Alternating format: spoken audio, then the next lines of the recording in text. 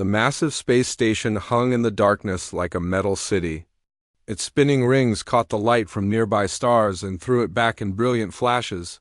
Commander Kang Dae-ho pressed his face against the small window of Earth's first diplomatic ship and watched the station grow larger as they approached. "It's bigger than Seoul," whispered Dr. Park Soo-jin from the seat beside him. She held a tablet in her hands, already recording everything she saw. As Earth's lead scientist for alien contact, she wanted to document every detail of their first meeting with other intelligent life. Captain Lee Woo-bin sat in the pilot's chair, his hands steady on the controls. He had been chosen to lead this mission because he stayed calm under pressure. The whole world was watching them through the communication link. Back to Earth, this was humanity's chance to join the galaxy as equals. "Station Control is giving us docking instructions," Lee said. His voice was calm, but his knuckles were white as he gripped the steering controls. "They're directing us to Bay 94, that's in the lower section." The docking bay was enormous. Ships of strange shapes and sizes filled the area. Some looked like metal fish with fins that glowed. Others were perfect spheres that seemed to float without any visible engines. A few ships looked like they were made from living coral, their surfaces breathing in slow rhythms. As their ship settled onto the landing platform, Park Soo-jin pointed to the viewing area above them. "Look at them all," she said, through the transparent barrier. Dozens of alien beings watched their arrival. Some stood on two legs like humans, but others floated in the air or moved on multiple arms. Their skin came in every color imaginable: deep purple, bright orange, metallic silver, and some that seemed to shift colors like oil on water. The airlock hissed open, and the three humans stepped onto the station. The gravity felt lighter than Earth's, making each step feel like a small bounce. The air smelled strange, not bad, just different. Like metal and ozone with a hint of something sweet, a tall alien approached them. It walked on two legs, but its skin was covered in dark green scales. Its head was longer than a human's, with yellow eyes that had no pupils. When it spoke, its voice came from a small device attached to its throat. "I am Chancellor Vextar of the Vorthek Empire," the alien said. The translation device made his voice sound cold and mechanical.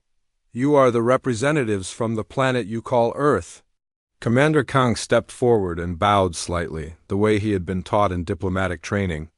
"Yes, Chancellor. I am Commander Kang Dae-ho. This is Dr. Park Soo-jin and Captain Lee Woo-bin. We come in peace, hoping to establish friendly relations with the Galactic Federation." Chancellor Vextar's mouth opened, showing rows of sharp teeth. The humans realized this might be how his species smiled, but it looked threatening. How interesting. The primitive species thinks it can negotiate. More aliens gathered around them. A creature that looked like a giant insect with 4 arms clicked its mandibles together. "Look at them, Admiral Zilthak," Vextar said to the insect alien. "They're so small. And they have no natural weapons, no claws, no armor, no venom." "Admiral." Zilthak's compound eyes focused on the humans. "Their technology is centuries behind ours. The ship they arrived in is barely capable of interstellar travel. How did they even reach us?" Dr. Park felt her anger rising, but she kept her voice steady. "Our technology may be different from yours, but we've achieved faster-than-light travel. We've explored our solar system, and we're eager to learn from other civilizations." Several aliens made sounds that might have been laughter. A floating creature with tentacles instead of legs drifted closer. "Learn from us, child species. You have nothing to offer. Your world produces nothing we need." Captain Lee tried a different approach. "Perhaps we could start small. A simple trade agreement or cultural exchange. We have art, music, literature that might interest you." "Art?" Chancellor Vextar's scales seemed to darken. "You speak of art when you haven't even mastered basic energy manipulation? Your species still burns chemical fuels to power your ships." The alien leader turned to address the crowd that had gathered. His voice grew louder. "Citizens of the Federation, witness the arrogance of this new species. They arrive in a primitive ship, knowing nothing of galactic law or proper behavior, and demand to be treated as equals. Commander Kang felt the situation slipping away from them. We don't demand anything, Chancellor. We simply ask for the chance to prove ourselves. Every species must have started somewhere. Started somewhere, yes, said Admiral Zilfek. But most species show proper respect when they encounter their superiors. They understand their place in the natural order. Dr. Park looked around at the alien faces surrounding them. Some seemed curious about the humans, but others looked hostile or disgusted. She realized that this wasn't going to be the peaceful first contact that Earth had hoped for. What exactly are you proposing? Captain Lee asked. Chancellor Vextar's yellow eyes gleamed. The Galactic Federation has rules for dealing with primitive worlds. You will be classified as a Class 7 species. This means your world will be placed under Vorthek protection. Protection from what? Commander Kong asked. From yourselves, of course, Vextar replied. Young species always make terrible mistakes. They fight wars, destroy their environments, waste resources. Under our guidance, your world will be properly managed. Admiral Zilfek clicked his mandibles again. The protection fee is quite reasonable. Only 90% of your world's resources paid annually. In return, we will ensure your species doesn't destroy itself. The three humans looked at each other in shock. Dr. Park was the first to speak. 90%? That would mean our people would starve. Not all of them, the floating alien said casually. We would leave enough population to maintain resource extraction, perhaps 10 million of your species. The rest are unnecessary. Captain Lee felt his hands clench into fists. He forced himself to remain calm. And if we refuse this offer? Chancellor. Vextar's smile grew wider, showing more of his sharp teeth. Refuse? Oh, small creature, you misunderstand. This is not an offer. This is how things will be. We have the right to make our own choices, Commander Kong said firmly. The alien leader laughed, a harsh sound like grinding metal. Rights? You speak of rights? Rights are earned through strength. Your species has no strength. You have no advanced weapons, no powerful ships, no useful abilities. You are nothing more than clever animals. Admiral Zilfik leaned closer to the humans. Your world will submit to Vorthek rule within one of your months. We will send a fleet to ensure compliance. Any resistance will be met with appropriate force. Dr. Park stepped forward. You're making a mistake. You don't know anything about our species. You haven't studied our history or our capabilities. Your capabilities? Chancellor Vextar seemed amused. Child, we have scanners that can analyze your entire ship from here. We know exactly what your species is capable of. Very little. The crowd of aliens began to disperse, apparently bored with the conversation. To them, this was just another primitive world being brought into the Federation's control. It happened several times each year. The audience is over, Vextar announced. Return to your small ship and carry our message to your leaders. They have 30 of your days to prepare for transition to Vorthak oversight. As the three humans walked back toward their ship, Dr. Park whispered to her companions. They think they know everything about us? They're wrong, Captain Lee replied quietly. They've made assumptions based on our technology level. They don't understand what humans are really capable of when we're threatened. Commander Kong nodded grimly as they entered their ship. They want a demonstration of strength? I think they're about to get one they'll never forget. The human ship detached from the station and began its journey back to Earth. Behind them, Chancellor Vextar was already making plans for the conquest of the third planet in the system the humans called Sol. It would be a simple operation, he was certain. Just another primitive world to add to the Vorthek Empire. He had no idea that he had just declared war on the most dangerous species in the galaxy. 3 months had passed since the humans returned from the galactic station. Earth had not been sitting idle during that time. Every government, every military force, every scientist on the planet was working together for the first time in human history. They all knew what was coming. Admiral Chominsu stood in the command center of Luna Base, humanity's main military station on the moon. Through the massive viewing window, he could see Earth hanging in space like a blue marble. It looked so peaceful from here, but he knew that billions of people were looking up at the stars, waiting for the alien ships to arrive. "Admiral, we're detecting movement at the edge of the solar system," reported Lieutenant Kim Young-ho from his station. His voice was steady, but Cho could see the tension in his shoulders. "How many ships?" Cho asked. "Sensors show 200. "Vessels, sir, they're bigger than anything we've ever built." Dr. Yuna Shihai looked up from her computer terminal. She had been working without sleep for 3 days straight, making final adjustments to their defense systems. "The modifications are complete, Admiral. All our satellites have the new quantum interference generators installed." Cho nodded. Dr. Yoon had been studying the alien technology samples that Commander Kang's team had secretly collected during their visit to the Galactic Station. While the aliens thought the humans were just primitive visitors, they had actually been gathering intelligence. "What about Colonel Kim's Special Forces?" Cho asked. "Colonel Kim Tae-won reports that all units are in position," answered Captain Song Haijin from the communications station. "The orbital combat teams are ready." The alien fleet moved slowly through the solar system, passing Mars and the asteroid belt. They seemed confident, taking their time. The Vortex ships were massive, things shaped like metal daggers with glowing engines at the back. Each one was 5 times larger than Earth's biggest spacecraft. On the lead ship, Chancellor Vextar stood on the command bridge, watching the primitive human world grow larger on his screens. "Begin the intimidation broadcast," he ordered. "Admiral." Zilthek activated the communication system. "Primitive humans of Earth, this is the Vorthik fleet. You have failed to submit to Federation authority. You will now witness the power of a superior civilization." The message reached Earth and Luna Base at the same time. Admiral Cho listened to the alien's words and felt his jaw tighten. "Any response from Earth Command?" President Park Kyung-min's message is coming through now, Captain Song reported. The president's voice filled the command center. "Admiral Cho, you have full authorization to defend our world by any means necessary. Show them what humans can do." On his ship, Chancellor. Vextar was growing impatient. "Have the humans responded to our ultimatum?" "No response, Chancellor," reported the communication officer. "They appear to be ignoring us. How dare they?" Vextar's scales darkened with anger. "Begin bombardment of their major cities."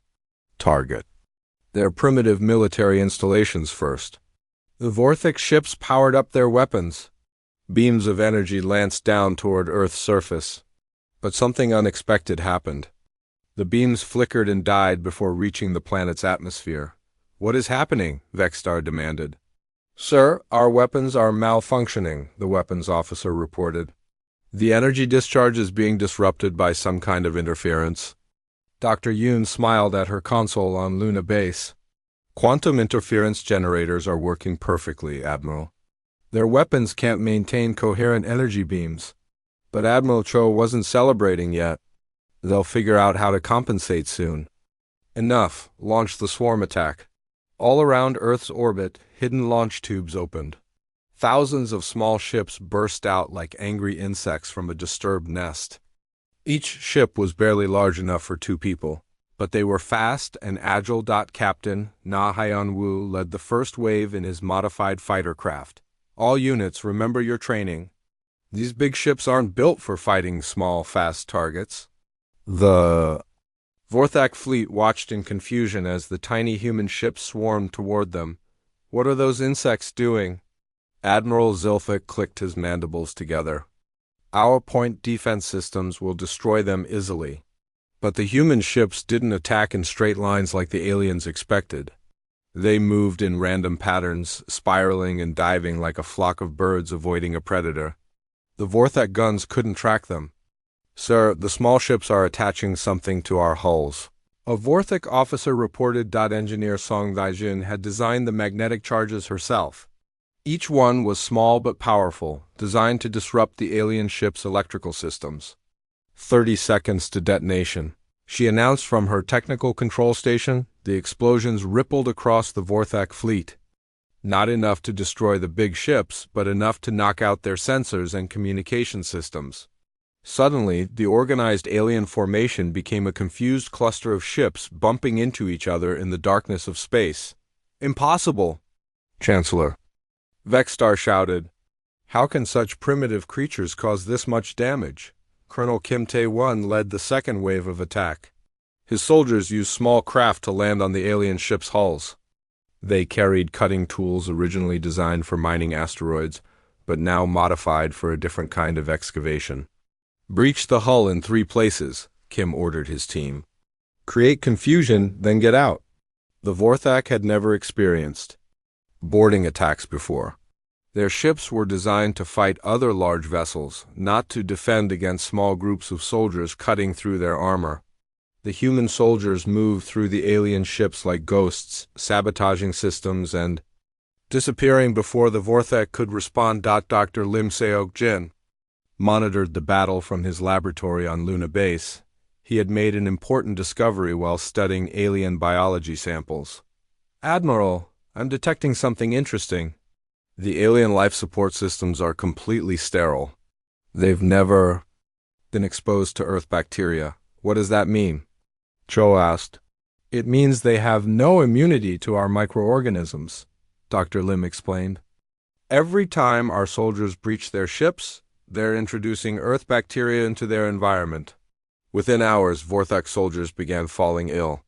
Their perfect, clean ships were being contaminated by invisible invaders they couldn't fight.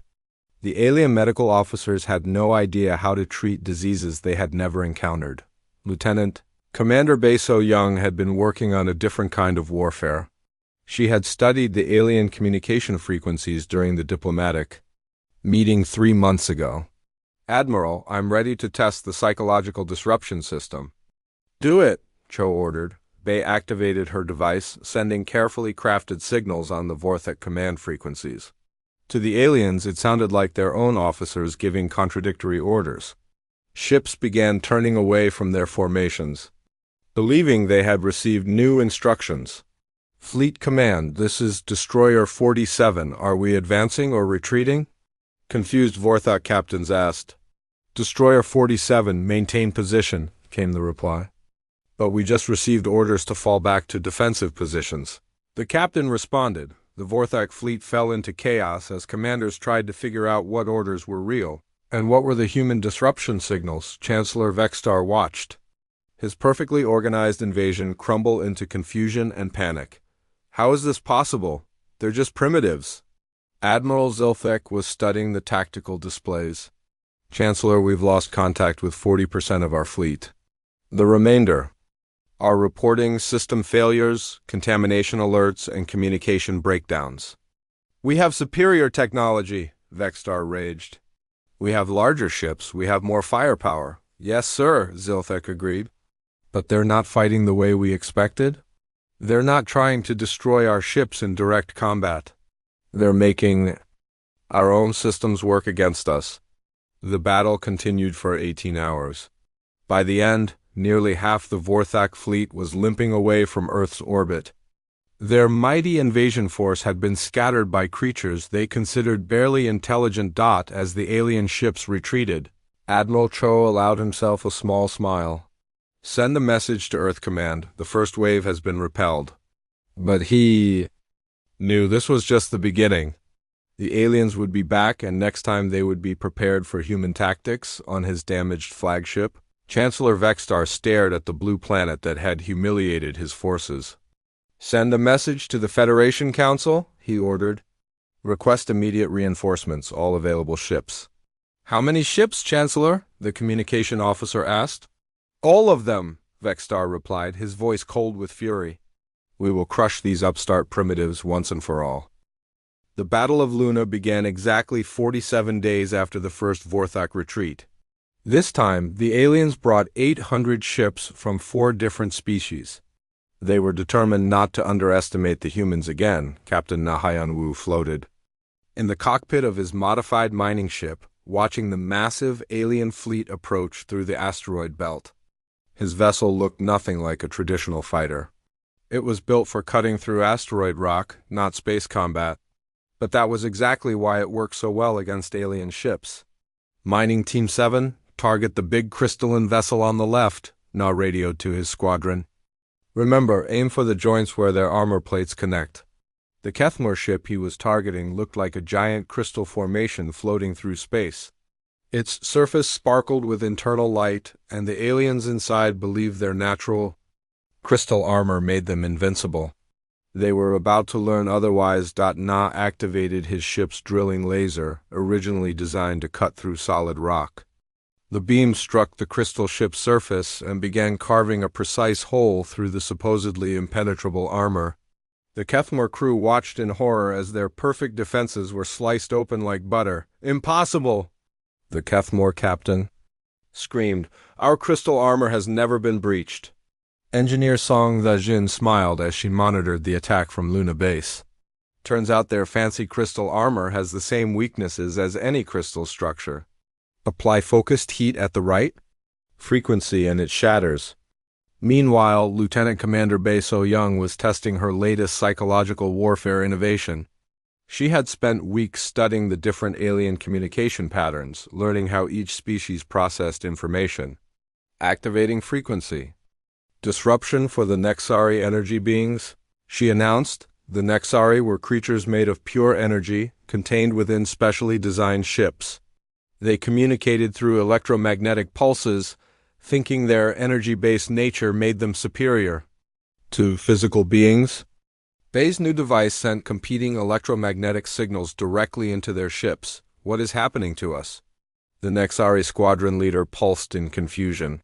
"Our thoughts are becoming scattered?" The energy beings began losing cohesion as their own communication frequencies were turned against them.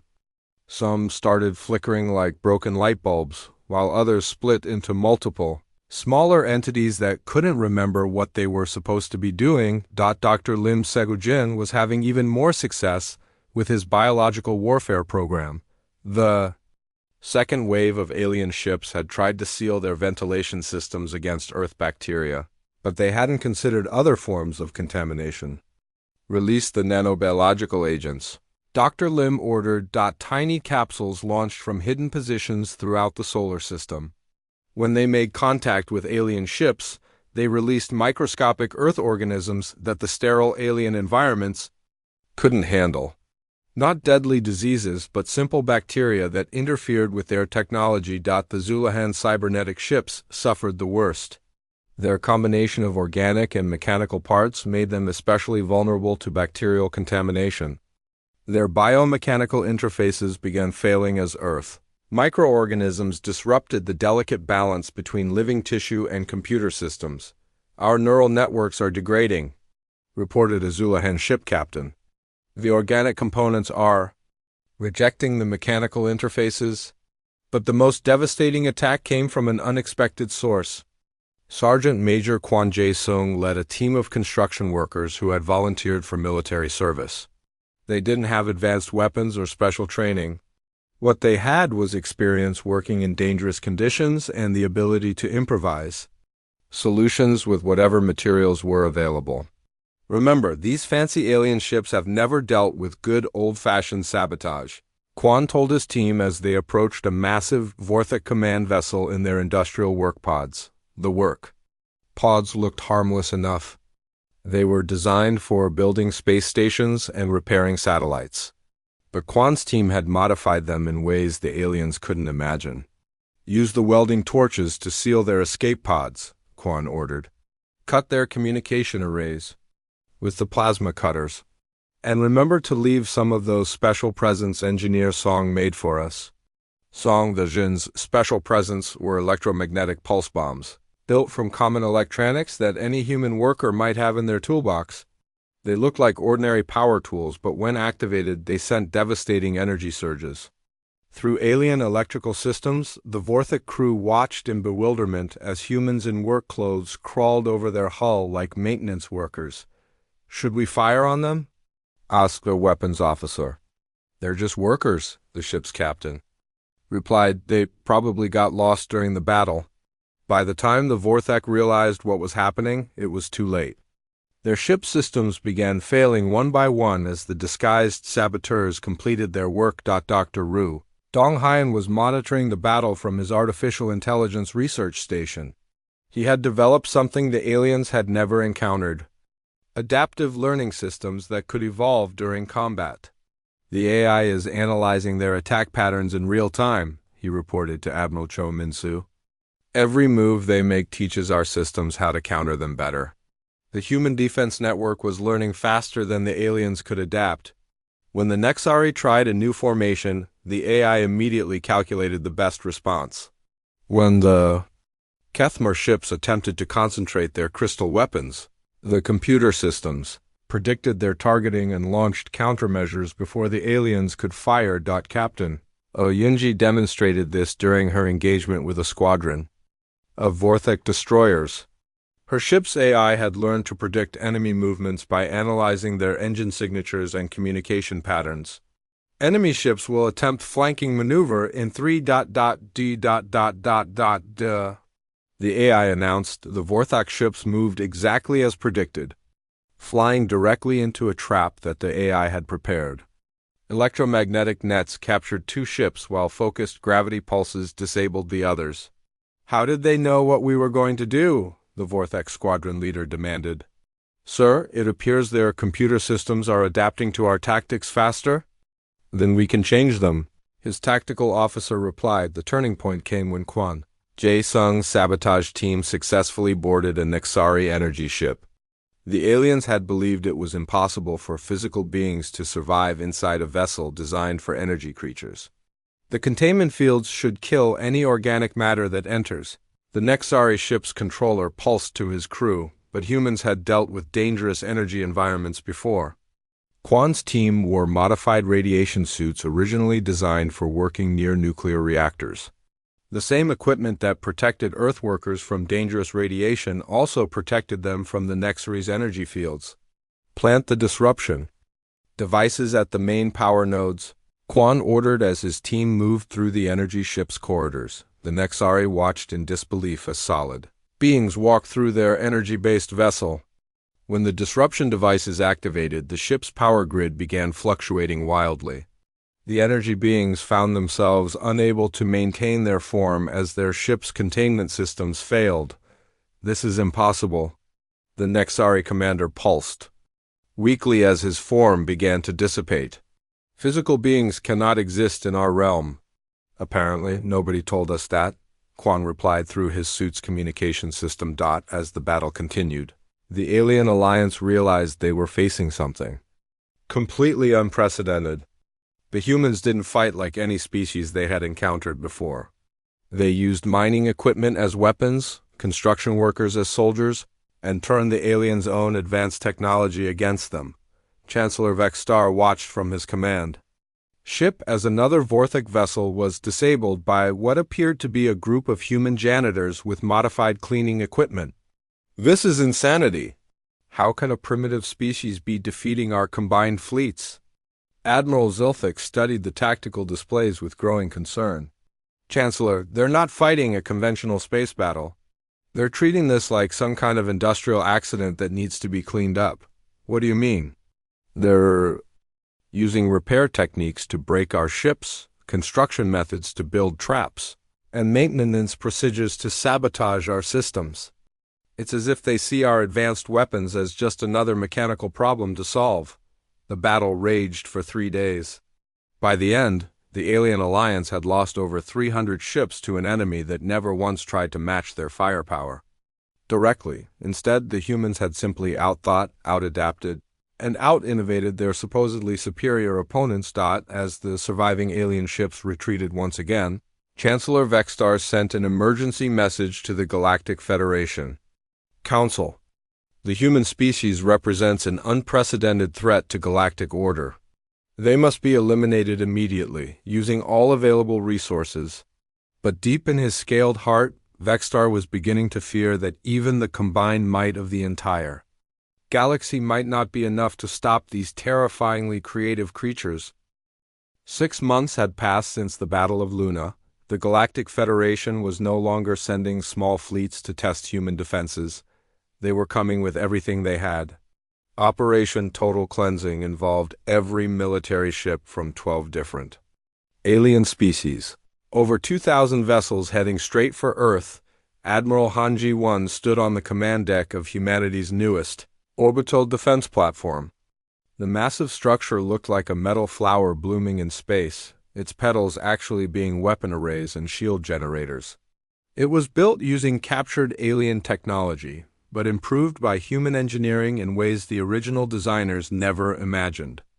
Admiral long-range sensors are picking up the Federation fleet, reported Lieutenant Park Min-jun. They're maintaining formation about 6 hours out from Mars orbit. Han nodded grimly. This was the moment humanity had been preparing for. Signal. All defense stations, activate the adaptive grid. Dr. Ru Donghayan watched as his artificial intelligence systems came online across the solar system. Unlike the rigid alien AI programs, his creations were designed to learn and adapt in real time. They had been studying alien tactics for months, becoming smarter with each encounter. The AI network is fully operational, Admiral, Ru reported. All defense platforms are linked and sharing tactical data. The Federation fleet was led by Supreme Commander Kelrith, a four-armed giant from the Gorvak species.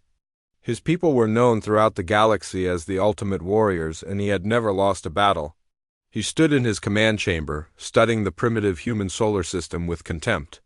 Begin the final approach, Kelrith ordered. All ships maintain battle formation. We will crush these upstart creatures once and for all. Captain Oyunji was piloting the lead reconnaissance ship, staying hidden behind an asteroid as she watched the alien fleet approach. Her ship's AI had been analyzing the enemy formation for hours, learning their movement patterns and communication. Protocols. Admiral, the AI is detecting something interesting, O reported. The alien fleet is using predictable rotation patterns for their escort ships. The AI believes it can calculate their exact positions for the next 3 hours. This was exactly what Dr. Ru had hoped for. The human AI systems didn't just react to enemy actions, they predicted them. While the alien computers followed programmed responses, human artificial intelligence actually thought ahead. All units, prepare for pattern delta engagement. Admiral Han ordered. The first surprise came when the Federation fleet reached Mars orbit. They expected to find human ships waiting to defend the Red Planet. Instead, they found Mars itself had been turned into a weapon. Engineer Song La-jin had spent months installing gravity manipulation devices across the planet's surface. When the alien fleet came within range, she activated them all at once. Gravity pulse generation at full power, Song announced from her control station on Mars. The artificial gravity waves hit the alien formation like an invisible tsunami. Ships that had been flying in perfect formation suddenly found themselves pulled in different directions. The smaller vessels were thrown completely off course, while the larger ships struggled to maintain their heading. What is happening? Supreme Commander Kelrith demanded as his flagship shook violently. Sir, the planet appears to be generating artificial gravity fields, his science officer reported. It's disrupting our entire formation. But the gravity pulse was just the beginning. As the alien ships struggled to regain control, thousands of small human vessels emerged from hiding places throughout the asteroid belt.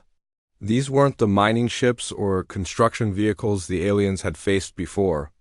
These were purpose-built warships designed using 6 months of captured alien technology. Colonel Kim Tae-won led the first wave of attack fighters. His ship looked like it was part alien and part human, combining the best features of both technologies.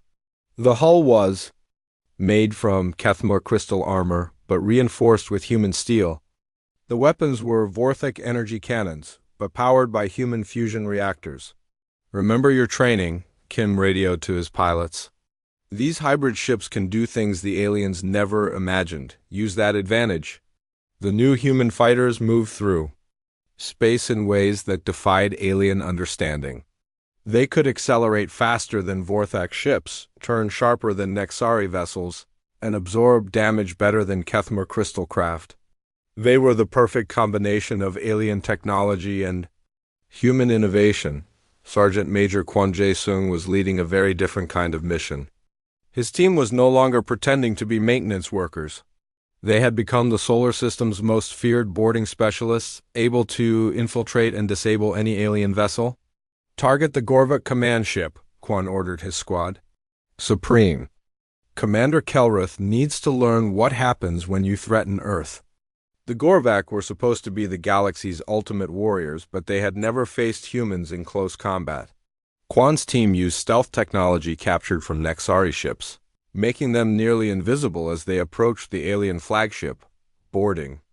Pods away, reported Lieutenant Kim Young-ho, the small human craft attached to the Gorvik ship's hull like metal parasites.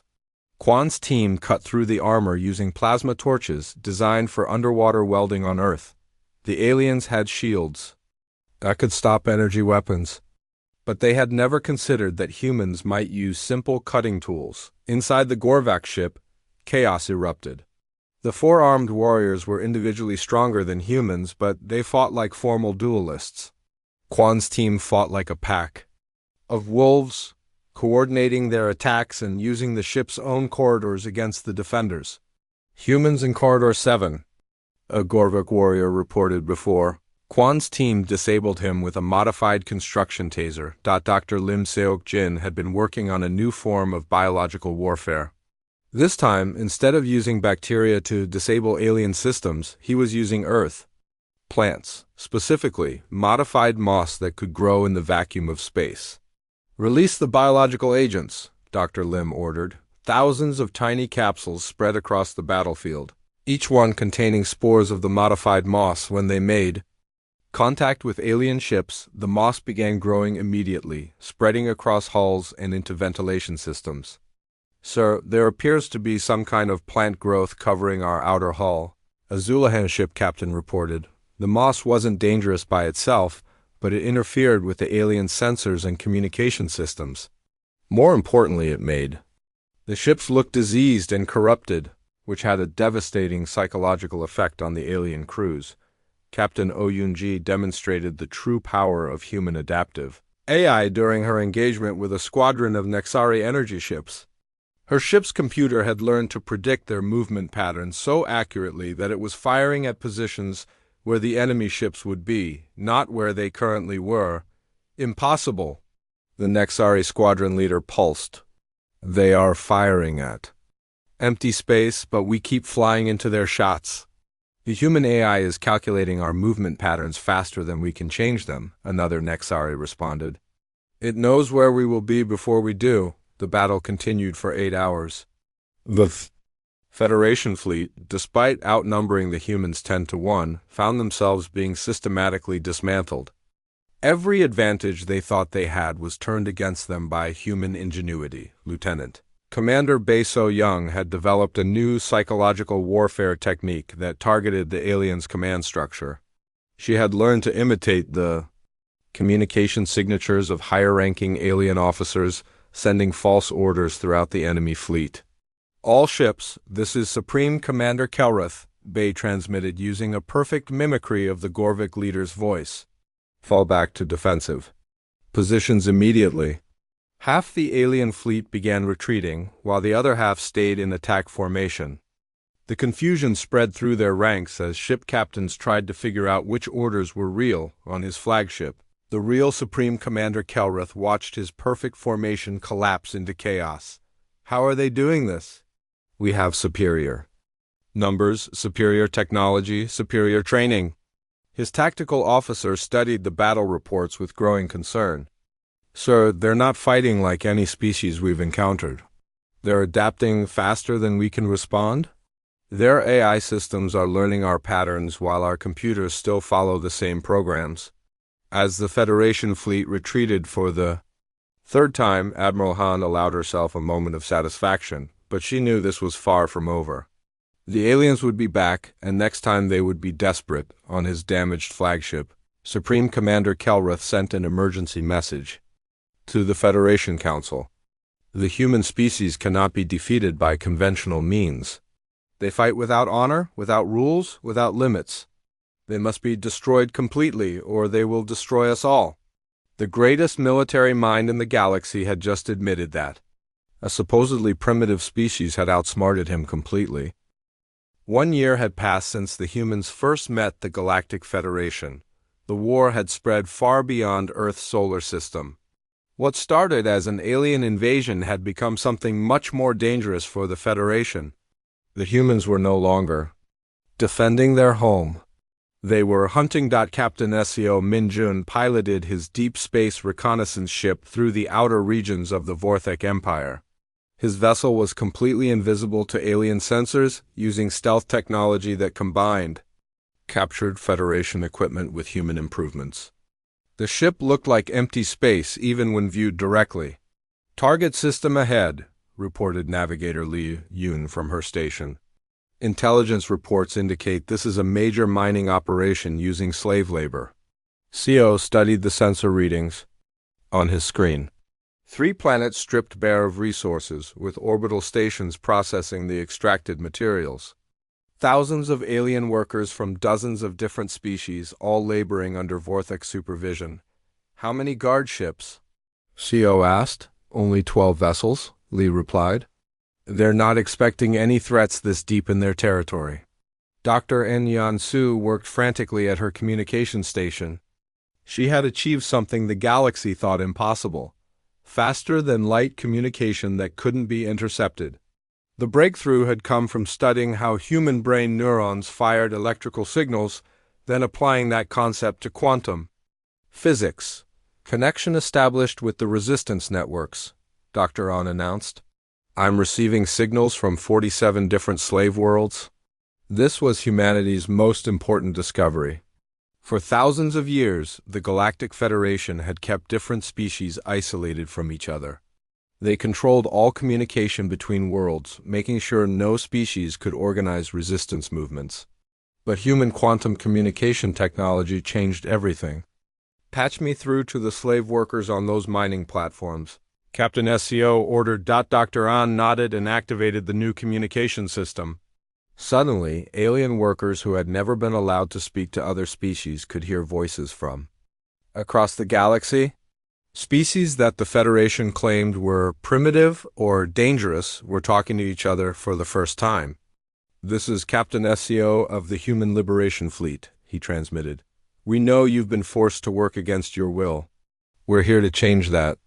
On the mining platforms, thousands of enslaved aliens stopped their work. A HFY worker, whose people had been enslaved for 300 years, responded first. "Human ship, this is Mining Supervisor Zothel." "How is this possible? The Federation controls all communication." "Not anymore," Seo replied. "We've developed technology they can't stop, and we're using it to free every enslaved world in the galaxy." General Park Hyung-sik commanded the Human Liberation Forces from a mobile command ship hidden in an asteroid field. He had been a military strategist on Earth, but now he was coordinating the largest resistance movement in galactic history. "Status report from all sectors," Park requested. "Sector 7 reports successful liberation of the Gethmori homeworld," reported Colonel Kim Hae-rin. "The Vorthek garrison surrendered after we demonstrated human combat techniques to the local population. Sector 12 has established communication with the Yelhar resistance," added Commander Yu Sang-hoon. "They're requesting weapons and training." Park studied the holographic map floating above his command table. Red dots marked Federation strongholds, but green dots were spreading rapidly across the galaxy. Each green dot represented a world where humans had made contact with enslaved or oppressed populations. "The Federation's biggest weakness is the same thing they thought was their greatest strength," Park told his officers. "They've kept everyone isolated and afraid. But once species start working together, their whole system falls apart." Agent Kim Hae-rin had infiltrated the main Federation intelligence center on the planet Verkasha. She moved through the alien facility like a ghost, her stealth suit making her invisible to their security systems. The suit was based on Nexari energy manipulation technology, but improved with human understanding of light refraction. "I'm inside the main data center," Kim whispered into her communicator. "Accessing their historical records now." What she found. made her stomach turn. The Federation hadn't just been oppressing other species for thousands of years. They had been deliberately preventing technological and social development. Any world that showed signs of advancement was invaded and guided back to primitive conditions. Admiral Cho, you need to see this, Kim transmitted, uploading the data. The Federation has detailed records of crushing over 300 promising civilizations. They've been keeping the entire galaxy in the Dark Ages. Admiral Cho Min-soo received the transmission at his command post. The evidence was overwhelming. The aliens hadn't built a civilization.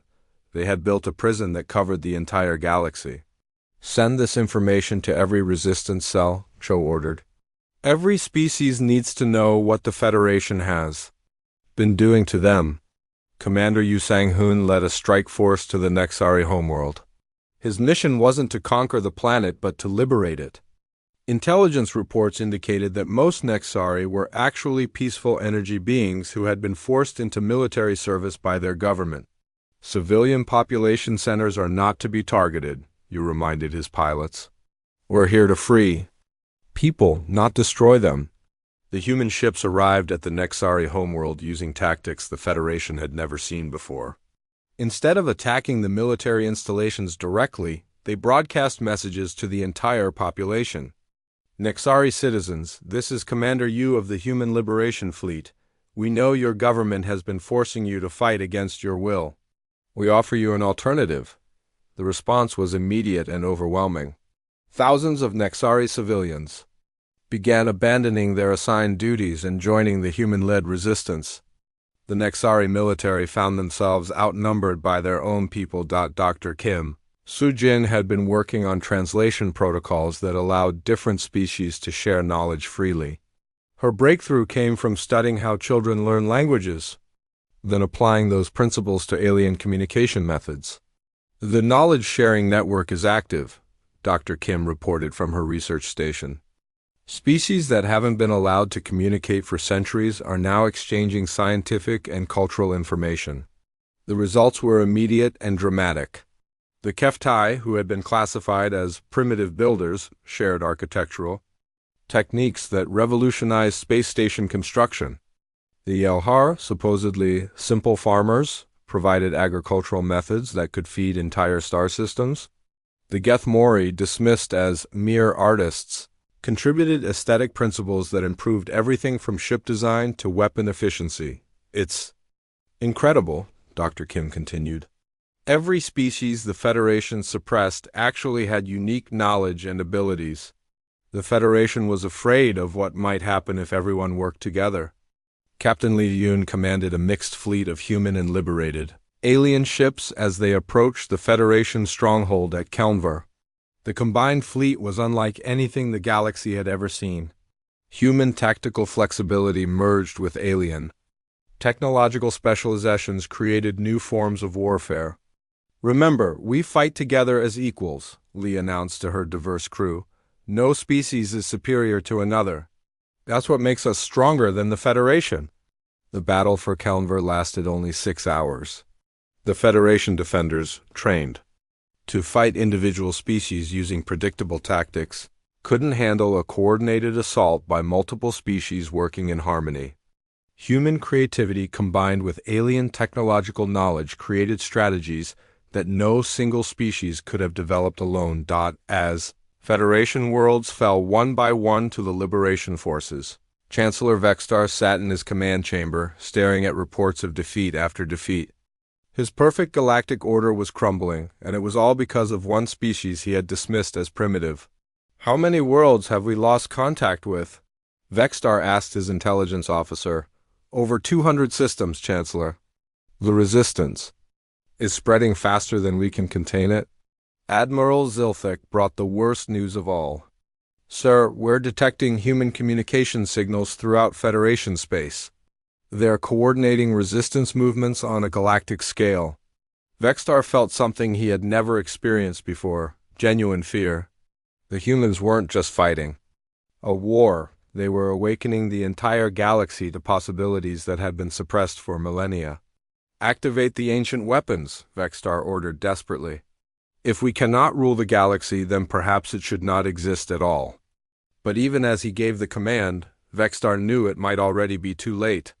The humans had done something far worse than defeat the Federation in battle. They had given hope to every enslaved world in the galaxy, and hope, once awakened, was impossible to destroy. 2 years had passed since humanity first encountered the Galactic Federation. The galaxy was no longer the same place. Half of all Federation worlds had either rebelled openly or stopped following orders from their alien overlords.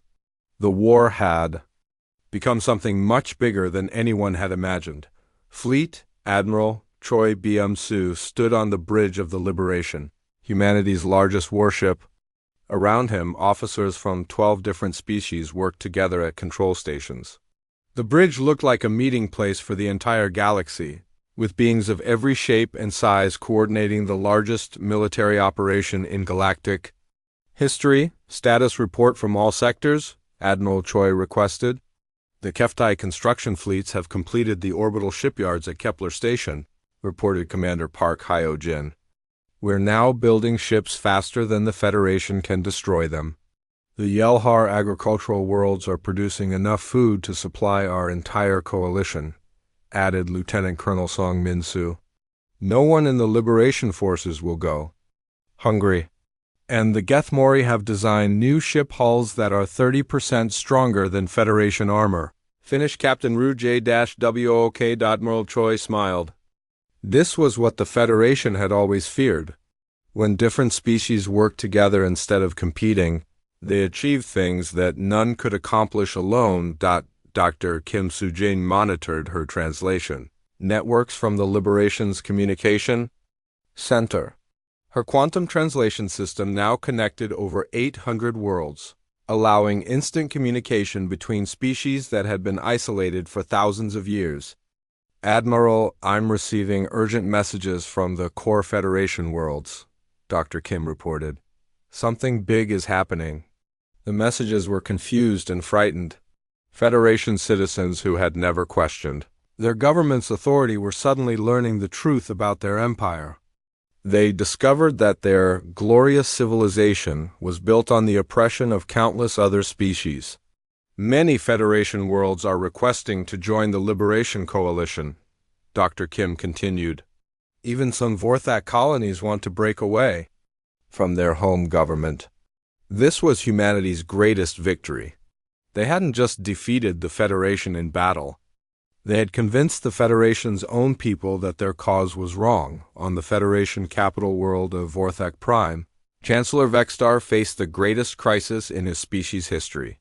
His perfect galactic order was collapsing, and desperate times called for desperate measures.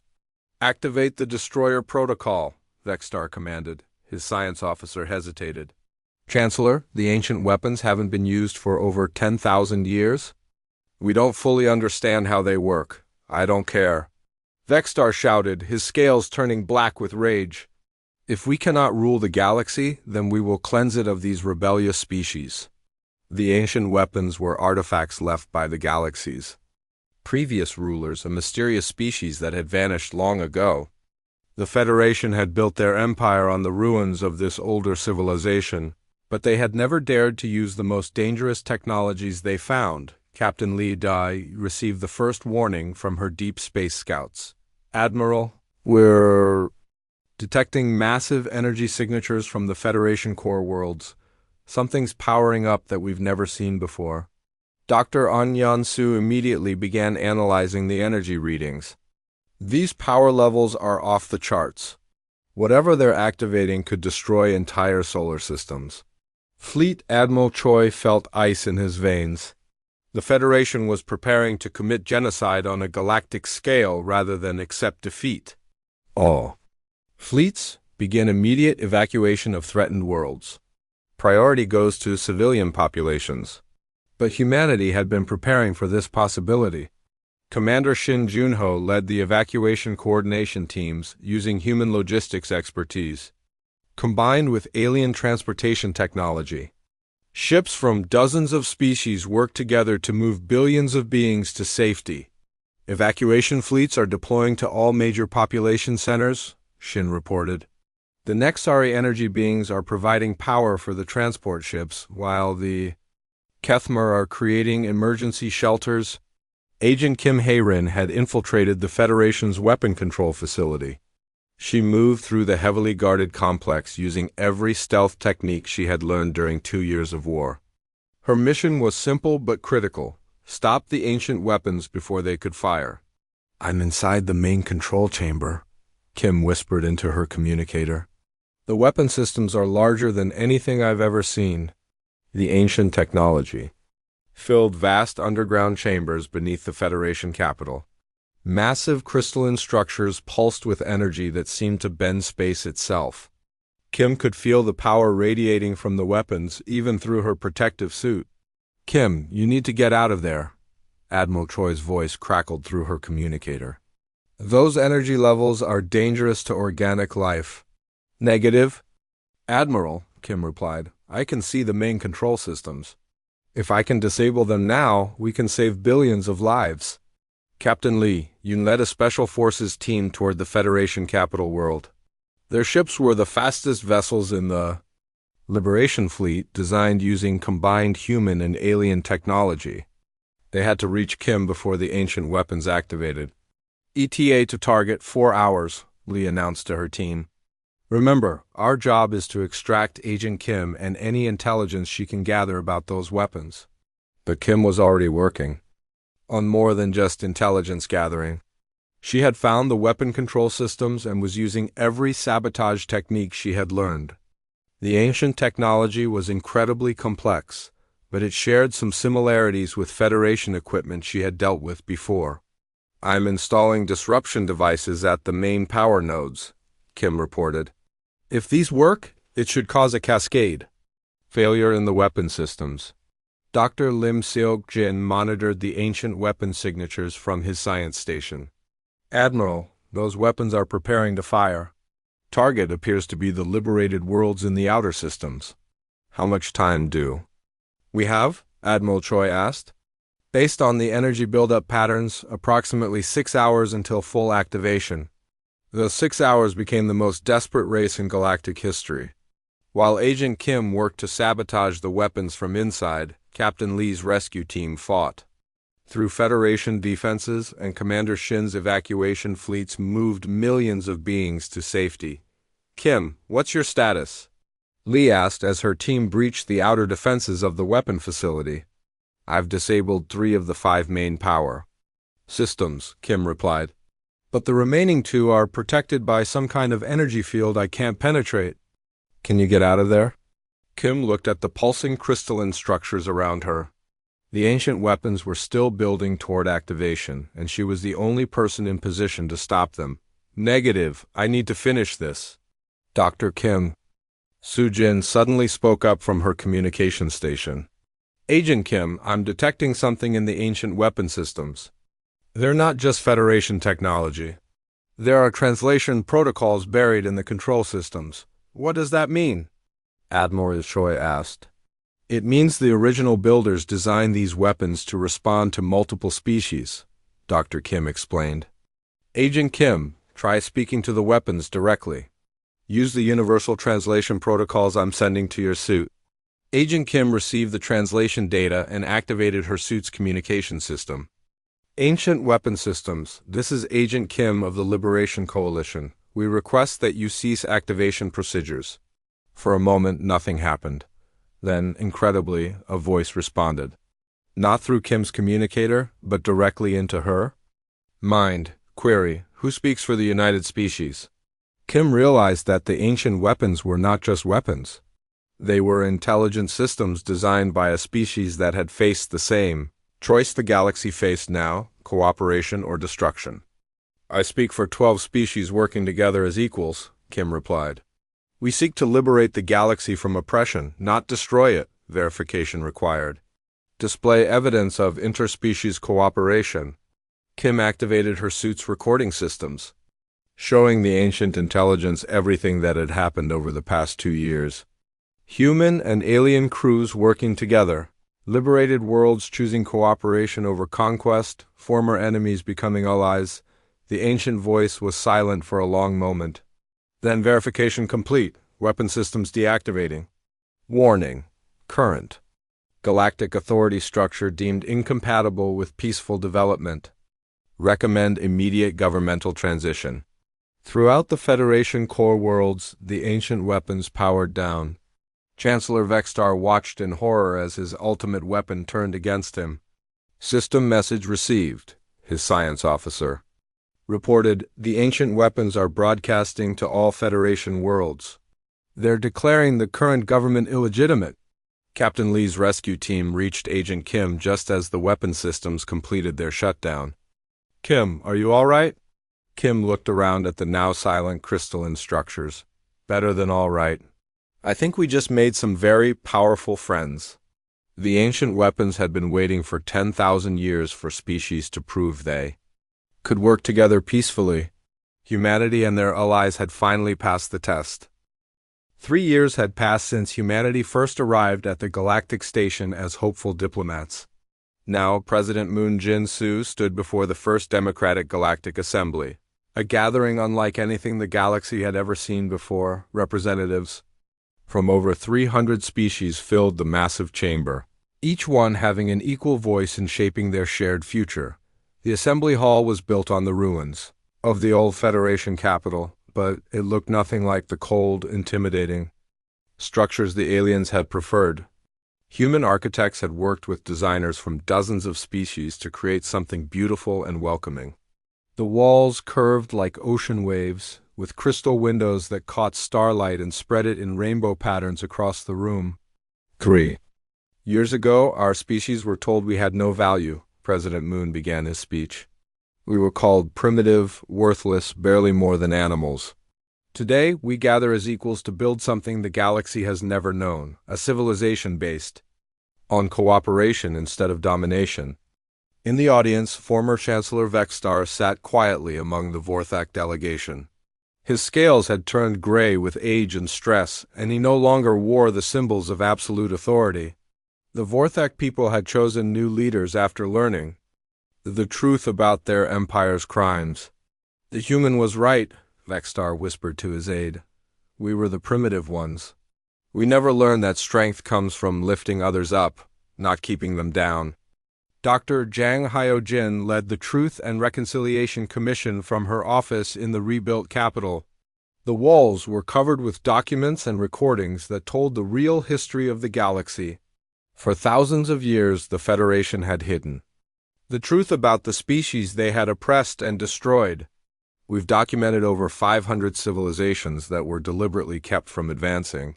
Dr. Jang reported to the assembly. The Federation didn't just rule through fear. They stole the potential of entire worlds. But the commission wasn't just about recording past crimes. Dr. Jang and her team, which included members from 40 different species, worked to heal the damage that had been done.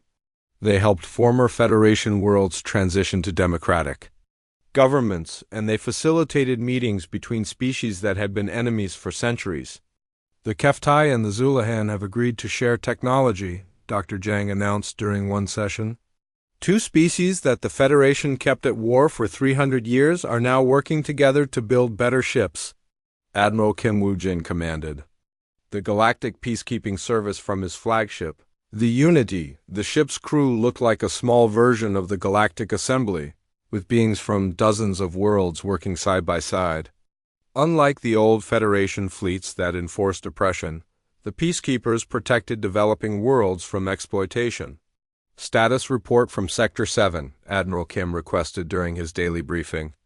The Yelmar system has successfully established their first democratic government, reported Captain Oh Yoon-ji. They're requesting assistance with setting up trade agreements with neighboring worlds. And the Kethanol Rebellion? Kim asked. Resolved peacefully, Captain O replied. It turned out they weren't rebelling against democracy. They were trying to prevent a group of former Federation officials from taking control of their government. This was the kind of work the Peacekeeping Service did now. Instead of conquering worlds or forcing them to submit, they helped species solve their own problems.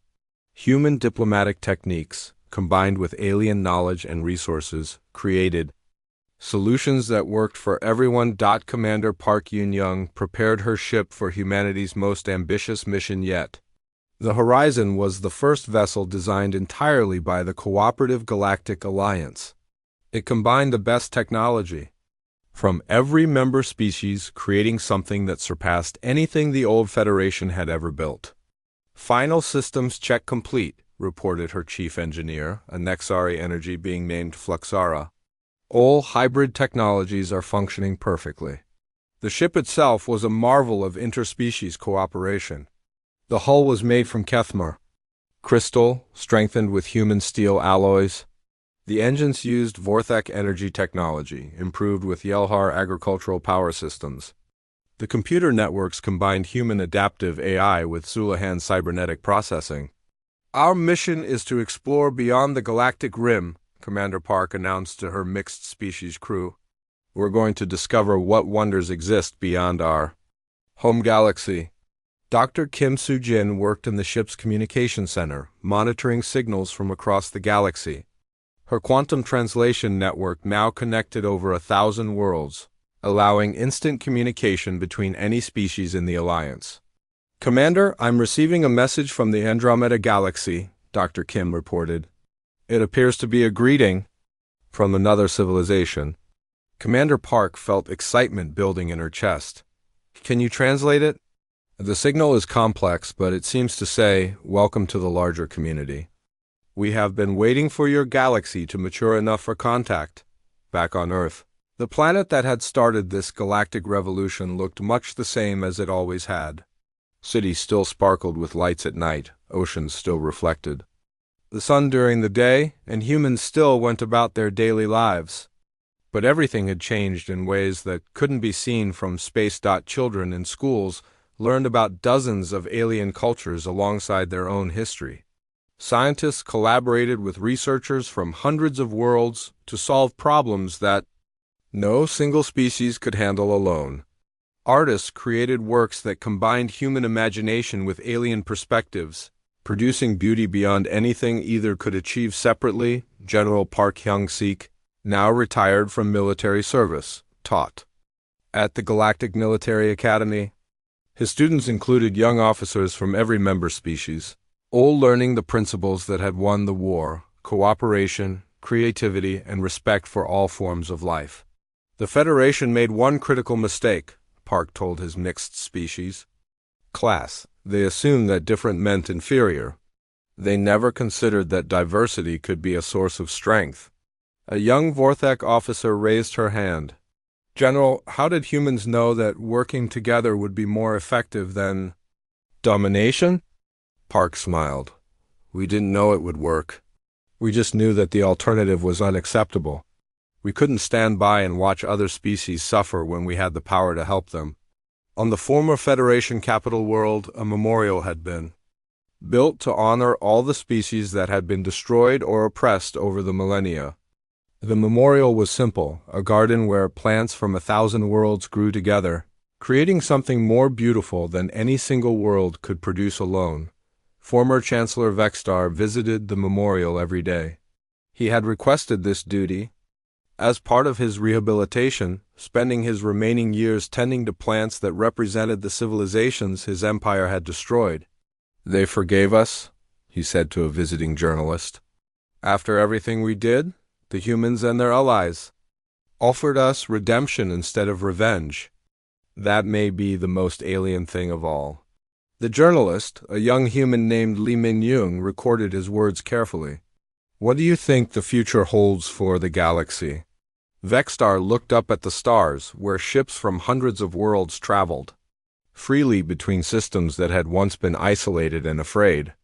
I think we're about to discover what the galaxy can accomplish when everyone works together. The humans didn't just defeat us, they showed us a better way to exist. As the years passed, the Democratic Galactic Alliance grew stronger and more diverse.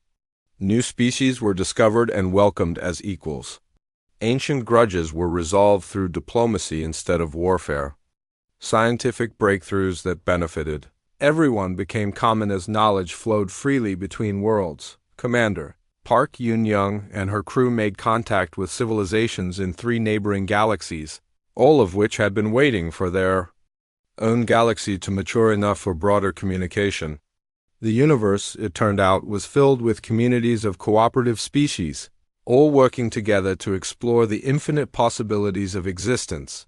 Humanity had started as a small, seemingly insignificant species on a remote planet, but they possessed something that proved more powerful than any weapon or technology: the ability to see potential in others and the determination to help everyone achieve it. The galaxy had been awakened to its own possibilities, and there was no limit to what they could accomplish together.